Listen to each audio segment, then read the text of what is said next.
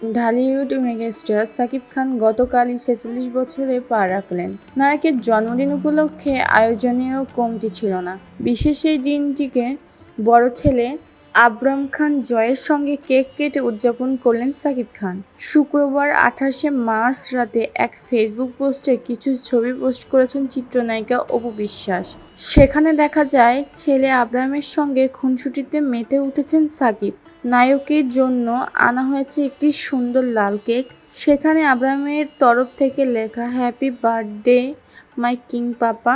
বাবার প্রতি ভালোবাসা প্রকাশে শুধু কেকের ওপরে সীমাবদ্ধ থাকেনি, নিজের হাতে একটি ক্যানভাসে বিশেষ উক্তি লিখে রাখে আবরাম, সঙ্গে থাকা ছোট হাতের আকুই বুকি। তবে অপু বিশ্বাসের সেই পোস্টের ছবিগুলোতে নায়িকাকে সঙ্গে দেখা যায়নি। পোস্টের ক্যাপশনে অপু বিশ্বাস লিখেছেন, সন্তানের কাছে তার বাবা সুপারস্টার কিংবা সেলিব্রিটি না, বাবা ছেলে এই এক অন্যরকম বন্ধন যাকে বলে আত্মার বন্ধন। শুধুমাত্র দোয়া আর ভালোবাসা ভরিয়ে দিন। বাবা ছেলে খুনসুটিতে মেতেছিল জন্মদিনের সারাটা দিন।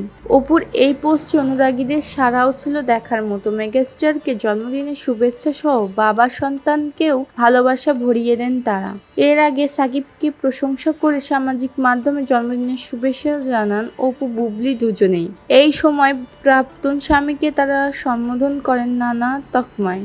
যেমন অপু বিশ্বাসের কাছে শাকিব খান হচ্ছে শাহরুখ খান আর বুবলির কাছে তিনি মহারাজা।